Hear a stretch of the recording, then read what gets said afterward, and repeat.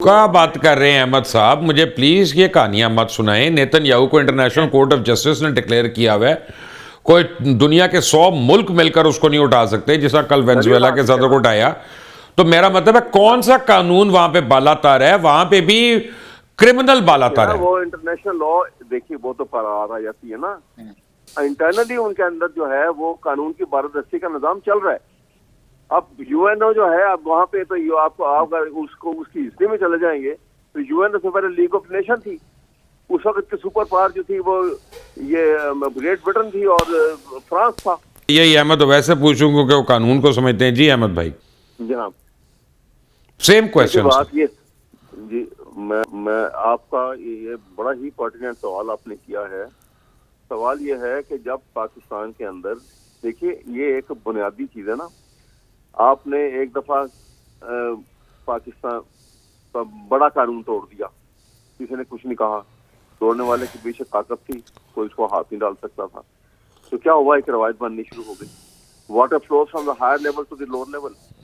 ऊपर से जब कानून तोड़ के ताकत की बुनियाद के ऊपर एक ने मुजाहरा करके दिखा दिया, तो स्ट्रीट मैन को लेसन दिया उसने कि तुम तोड़ोगे तो तुम्हारे हाथ में ताकत है और तुम्हें भी कोई कहने वाला कोई नहीं है। ये निजाम चल पड़ा पाकिस्तान में। अब ये निजाम चल रहा है यहाँ पर। अब आप देख लीजिए, यहाँ पर अदालतों की और कानून की बालादस्ती को बदल दिया गया है। ताकत के निजाम बालादस्ती का, अदालतों ने अपनी कौन सी बालादस्ती कर ली यार? आप रहने दे जजमेंट्स को। जो जिस तरह से परवेज लाई को रीइंस्टेट किया, खुदा के लिए आप लोगों को दुख नहीं हुआ उन अदालतों पे? बिल्कुल बिल्कुल, मैं आपसे बिल्कुल एग्री कर रहा हूँ, लेकिन सवाल तो यही है कि ये तो देखिए ना, आप जो निजाम कोई बनाएंगे, it is a man behind the gun कैसे कहते हैं मैटर। तो इसी तरह उसके पीछे जो बनाने वाले हैं या उनको चलाने वाले हैं वो मैटर करते हैं। यही निजाम आप फंक्शन कर रहा है कि नहीं? आप यूरोपियन कंट्रीज में चले जाएं, यही निजाम फंक्शन कर रहा है। इसी बिल्कुल ऐसा ही है, बड़ा अच्छा फंक्शन कर रहा है। इसलिए कि कानून के स्कंजे में जो आ गया बच नहीं सकता।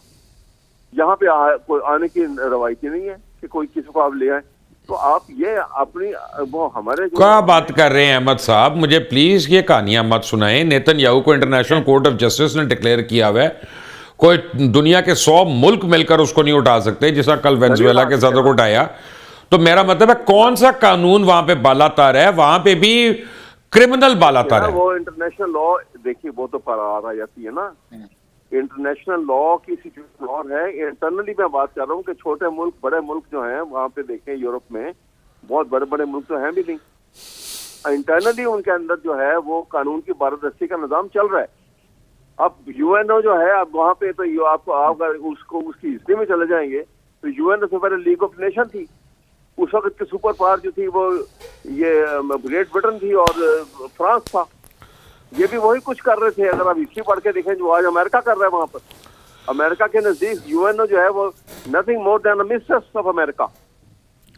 चलें करते हैं, ये हम डिफरेंट साइड पे निकल गए हैं। जाहिद साहब मुझे ये बताइएगा, इस वक्त सारे बातें कर रहे हैं कि जी वेनेजुएला में क्या हुआ, यूक्रेन में क्या हो रहा है, ईरान में क्या होने वाला है, सब कुछ। भाई मैं अपने मुल्क का पूछ रहा हूँ, ये तो करीब है, ज़रा यहाँ के सवालों के जवाब दे लें कि आपने प्राइवेटाइज ही करना है सब कुछ जो आपके यानी क्या कहते हैं लाइबिलिटीज़ हैं। अगर आपने उनको निकालना ही है तो एफबीआर से बड़ी लाइबिलिटी कौन सी है जाहिद खान साहब आपके लिए इस मुल्क में? उससे तो कभी कोई काम पूरा ही नहीं होता, हदफ नहीं होता सिवाय लोगों को हरासमेंट करने के।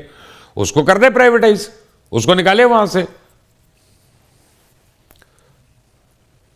मुशर्रफ साहब, आप सही बात कर रहे हैं कि जो भी इदारा सही काम नहीं करती और नहीं कर सकती है तो जाहिर है कि उसको तो फारिग करना चाहिए। अगर आपने पीआई की बात की है, 35 बिलियन हम हर साल दे रहे थे, तो अगर उसमें प्राइवेटाइजेशन में चला गया तो आप वाली बात है कि, लेकिन अगर ये इसको बिहार को प्राइवेटाइजेशन में दे दें तो फिर तो लोगों के चमड़ा उतार देंगे ना, फिर उसका क्या बनेगा? तो अभी आप नहीं उतार रहे, फिर आप अभी नहीं उतार रहा चमड़ा जी। खाने पीने को है नहीं लोगों के पास और एफबीआर के सुन लेना। हाँ।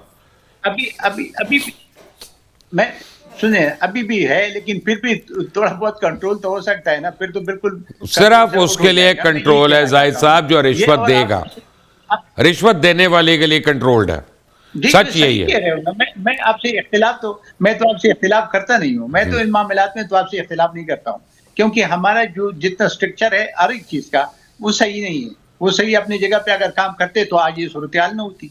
मुल्क का दिवाला भी मुल्क की इकॉनमी भी बेहतर होती, मायशत भी बेहतर होता। एक तो बदकिस्मती हमारे मुल्क के अंदर तो पॉलिटिकल सियासी इस्तेकाम नहीं होता है, और जब सियासी इस्तेकाम नहीं होती उसकी वजह ये होती है कि हर एक की और की तरफ देखता है कि हमें इक़्तिदार कैसे लाया जाए। जाहिद साहब, सियासी इस्तेकाम अगर नहीं हो रहा, एक मिनट, अगर नहीं हो रहा तो आपकी हुकूमत का बहुत बड़ा फेलियर है। आपको मेजॉरिटी की सीटें दिलवा दी, आपको कानून बना के मजीद सीटें दिलवा दी, फिर आपको रिजर्व सीटें भी दिलवा दी।